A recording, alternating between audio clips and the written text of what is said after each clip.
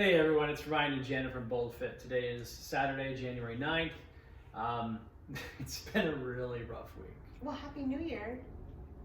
It's been a really rough week. I hope everybody's out there taking care of themselves and their families, and Happy New Year.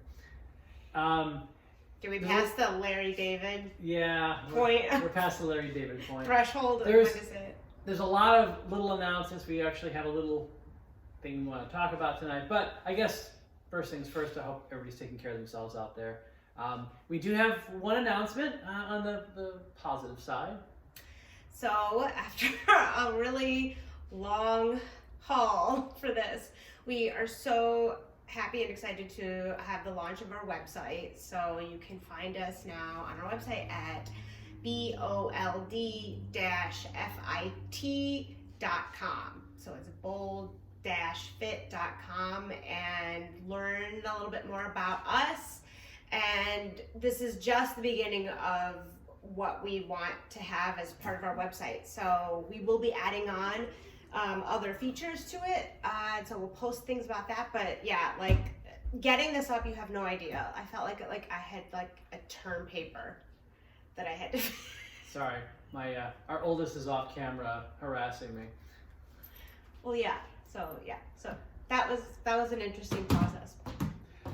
However, as is the format of our Saturday night chat, we have a couple of subjects to go over, and naturally we're going to completely go off subject multiple times. Right. So today, actually, as a family, we all went to the gym because the fitness house is a private facility. We don't have to worry about the same kind of capacity issues because we have such a small capacity to begin with as other gyms during the COVID era. So Janet and I and the two kids went, and honestly, it was a nice sunny day, and even though we were indoors, it felt very energetic, and Jen and I did our individual workouts while the kids essentially ran around and utilized the equipment and also honestly did their own little workout. And it got us thinking that one of our complaints, and we know we're not nearly alone in this fight, is getting our kids more active. We own a fitness business, and Janet and I work out honestly religiously. Like, it is so much part of our lifestyle that when we cannot, for whatever reason, it's noticed and a little bit rough, honestly. It's tough on mental health, it's tough on just overall going through our week and month. So anyway, with all that said, obviously they see us work out, they know we work out a lot, but getting them to actually do things that are active, it can be challenging, and I know we are not alone in this. But they went to the gym today and they asked some questions and took some stuff out and ran around. But I want to at least qualify. It's not that they're inactive on their own. They do definitely have like their own kind of set of physical activity. And I'm glad that Ann Arbor schools are still having some sort of like gym in place, kind of similar to like training people on Zoom. But yes, but nonetheless, with the continuous ease of using just like, computers and games and all of that. And they're both gamers. They love video games. They're Love very into it. They certainly into game culture. So yeah, even with that said, and even though our youngest actually wants to go outside and play with his friends a fair amount, still there's a lot of time spent indoors, a lot of inactive time. So trying to enforce it is difficult. And that's the trick. You can't enforce it. I think that's the word, because today we were watching them. I was there also with the camera because I was taking pictures for the website and just to have some for some of our background for various footage that we need. They looked like they were having fun, and we were there a good hour and 20 minutes. They were entertained the whole time. And yeah, at the end they were sitting down and just chilling, and actually had brought their video games with them and were playing. But really, for a good 40 minutes minimum, they were running around and doing things. And so it got us thinking, because this honestly does translate not just to parenting and the challenge of getting your kids active, but to our training clients. One of the unifying factors is, all right, we're going to do plenty of things you're not going to like. They're either very challenging, or it's a skill set that probably isn't fun to learn. It isn't fun for everyone to learn how to squat. Some people love it, but some people absolutely hate it, or at least it's not their favorite thing. But it's important, so they do it. With that said, it is important to also incorporate things they will enjoy. I'm not training power lifters or bodybuilders. These are very repetitive training sports by nature. The mental edge that those sports require is not what I require, nor what my clients require of me. And for that matter, I would say of Janet. So the name of the game is, I want you to be proficient. I want you to learn how to do all of these different movements. I want you to do them well, safely, and honestly, really efficiently. But I don't want you to get bored. And it's so easy. Mm-hmm. Exercise can be very repetitive, and certainly a lot of us take it that way. Runners, I remember this well, just running every bloody day, and often the same routes even, can take a toll. And it can definitely cause you to plateau. It can definitely put you down that road where you feel like, wow, I'm doing this, but I'm only doing it now because I'm doing it, not because I feel any sort of invigoration from it. So that's I think a big topic for personal training, exercise in general. How do you make it at least somewhat energizing? So I turn it over to my in-house consultant on energizing. Oh, that is that's such an incredibly important topic, because I'm not going to go on about New Year's resolutions, but there's always, when you see things like projected at a commercial level, a lot of it's based on loss of something, or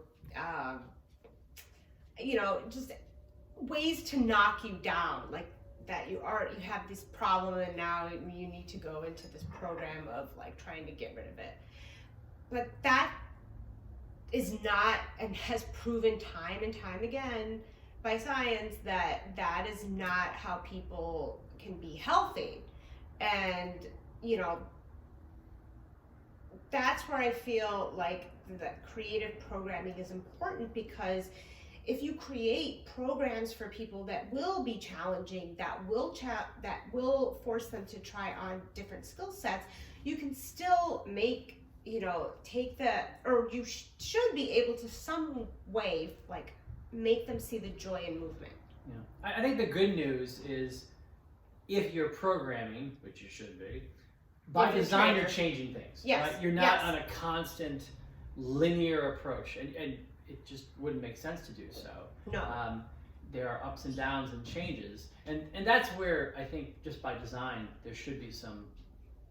Excitement's a weird word. I'm gonna say energized or invigorated. I think those are better. Those are better terms. So yeah, okay, you might say it that way, but my clients are pretty well versed in oh my gosh, you're gonna love this. This is gonna be so much fun. Like I say that, but I really mean it, and that's always like a clue to them, like, oh my God, what is she gonna do next? But why would I be like, okay, the next thing we're gonna do is gonna just be bloody awful torturous? I mean, I could say that, but I do say that sometimes. So I saw that I will underestimate the challenge of the next set of whatever exercises, but I don't know. I think from doing a lot of group X classes, the way that I felt was like the most effective to get people to enjoy hard movements was just like to keep them like excited about it. Whatever that takes. That's not always like making them laugh or something. Like finding ways to like get them through challenging pieces, like maybe, I don't know, counting or knowing one step at a time, like not trying to go too far. I mean, there's a lot of ways so that people like can get excited about it. So I think, that's exactly what I felt like today watching the kids. And I think that helps people to stay more adherent to it for the long run. So Janet thinks I'm a wee bit of a contrarian. I'm going to be a contrarian to myself now. I do actually tell clients at times, like, this is going to be hard. This is going to be challenging. And I think a lot of it is I want to set the stage so they're prepared, and as a result are, for lack of a better term, courageous. Because there are certain things we have to be courageous. Yes. With that said, I'll often promise there's sort of a gimme. A lot of my clients, I teach boxing or Muay Thai or kickboxing. They love it. So if you want to put the gloves on and you want to punch something, which I know some of my clients show up literally just so they can punch things. At least they're promised some portion of punching as each session. Punching therapy with We're gonna. rhinos. That's not going to be on a t-shirt anytime soon. I do think that be prepared also to do some very challenging, thoughtful workouts. One thing, as an example, so when I say something's going to be hard, I have a client who, when they deadlift, before grabbing the bar, actually stands beside it for a second and sort of thinks through it. Psychs themselves up, but also thinks through it, which is it's an excellent maneuver. It's a very kind of powerlifting technique, is to visualize the maneuver and also get yourself in that mental place. So when you commit to it. I like that. There is some courage to it. And it's okay to admit this is going to be challenging. Some days you push it pretty hard, either in the weight or the reps or a combination or just the volume of what you're doing. Okay, all that aside, it would be great, though, I would argue, that there's something energetic about every workout. I think of the times when I've just gone through the motions in a workout and somehow magically the workout was saved because I did something and it felt good and got me back in my headspace to where it wasn't just sort of doing my... What is that? That's the noise I make in my head when I lift weights. Where I'm not just That's going... your soundtrack? That's my sound. Yeah, it's sad. It's just humming. Where I'm just going through the motions to lift weights. Actually, kind of similar to a video we did a while ago about having a bad workout. Yeah. Sometimes you can recoup. You can finish strong with either the second half or some portion of the workout. And often it is something that energizes me as a result of either it just feels right or it's something I really like, so I do it really hard that day. And it makes up for a lot of the ho-hum aspects that were earlier. Well, I mean, I think that kind of leads to the point of why it's so important to maintain your mental health, and how much those two things specifically are interlinked inextricably. You cannot separate one from the other. But yeah, because the headspace that you're talking about, right? You might just need that workout to get through some stuff that happened in your day, right? It might not be the best workout. You may not be whatever, hitting your PRs or whatever, but you feel better afterwards just because your body's had some movement, some adrenaline, some blood running through. Those are all positive things. Just like there are times where you want to push through and you're you can feel your body's just failing and you're just you're pushing yourself beyond a point, those are times to be okay, I need to stop this workout. It's important. You feel sort of it's time to put the brakes on. Yeah. Yeah. Even though you're mentally saying keep going, you have to listen to both. They're both important. I will say that there are workouts where I've hit that perfect groove and felt great, and I still have held back a little bit, maybe more than a little bit, just because the programming had a timing to it where, nope, today is not the day I do this as heavy as I can. That's in 2 weeks. And why?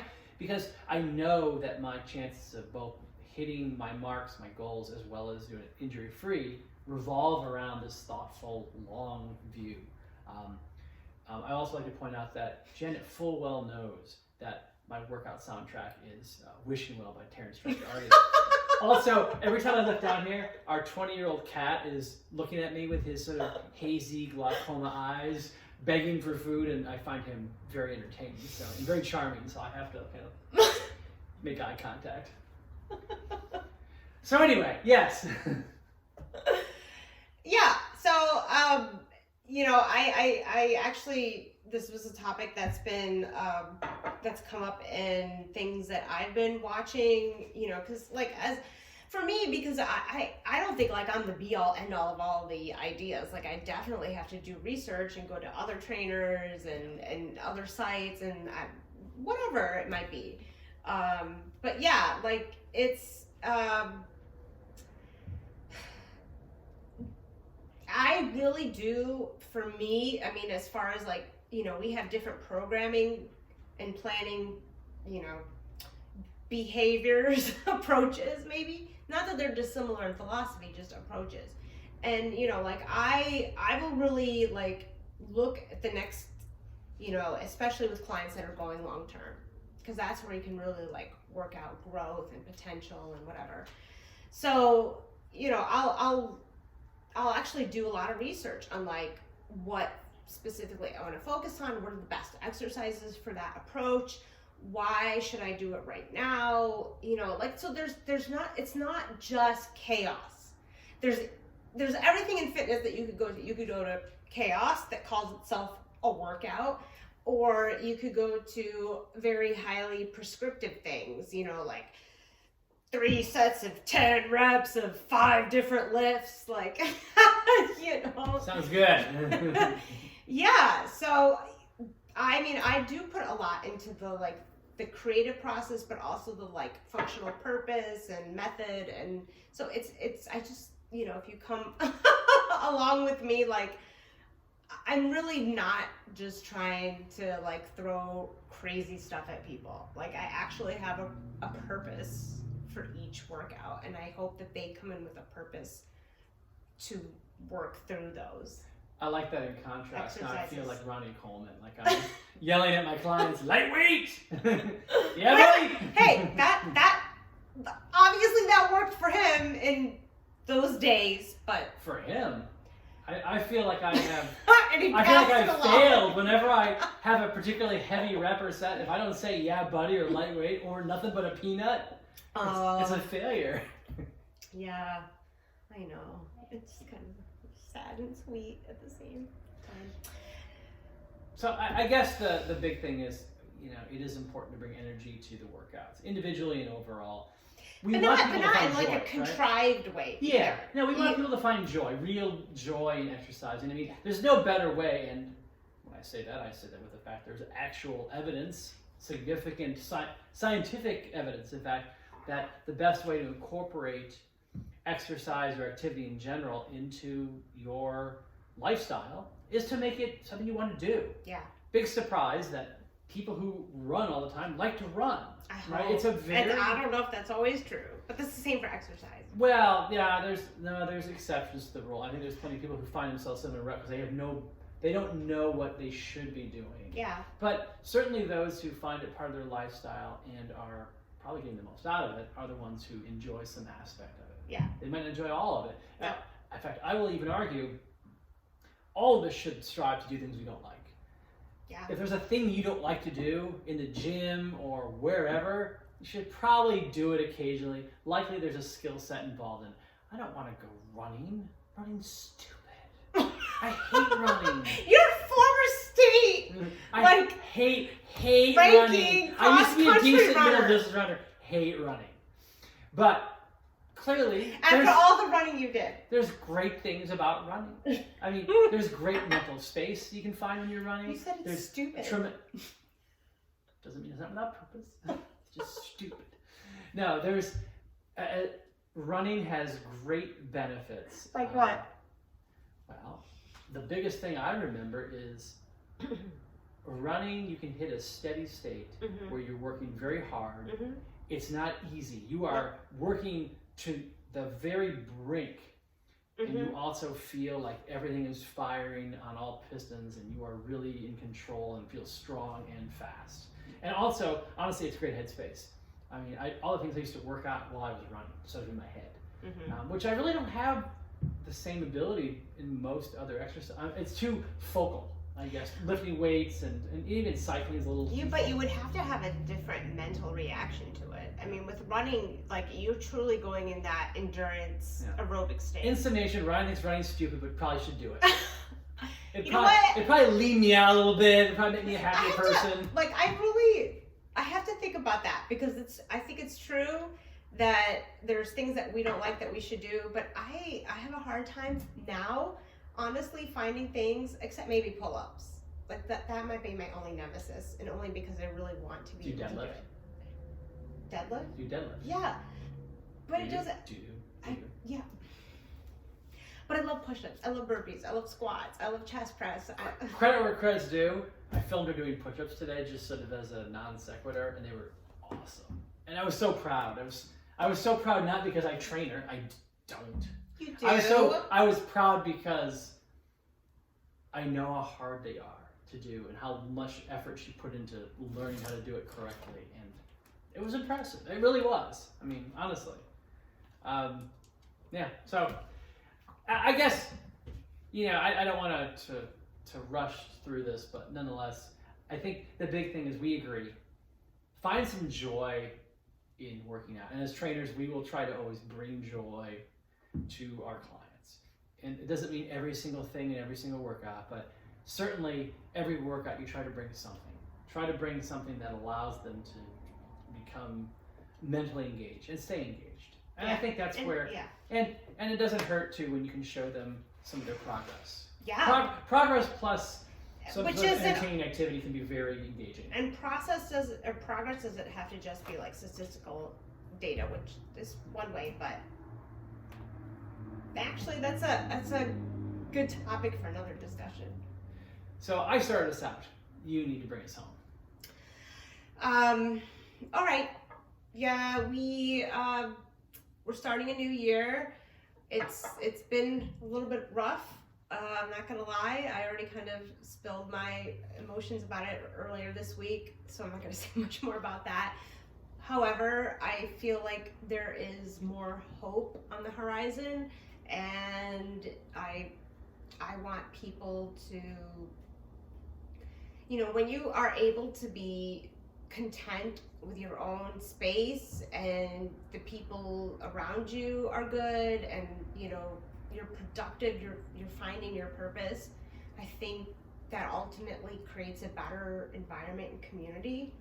But when there's just stuff that's constantly negative, anybody who's like been abused in their lives will know, like, that only makes things worse, and it's a lot harder to escape. So that's my focus, I think, for myself and for others. Like, I want people are people, man. So why can't it be? You and I should get along so often. Yeah. There's a lot of Depeche Mode quotes going on in this household. That's my piece. And to all of you, honestly, to all of you out there who are, you know, having tremendous difficulties because of the continuing COVID crisis, because of all the things that seem to be going on in the world right now, you know, if you don't feel productive, don't beat on yourself. Yeah. It's okay. You're allowed to mourn right now. Okay, so thanks again for listening to us rant. As always, we are Ryan and Janet and BoldFit. You know the rules. Please subscribe. Please click on the notifications button, and also click like. And we'll see you hopefully next Saturday. Sounds good. Peace, friends.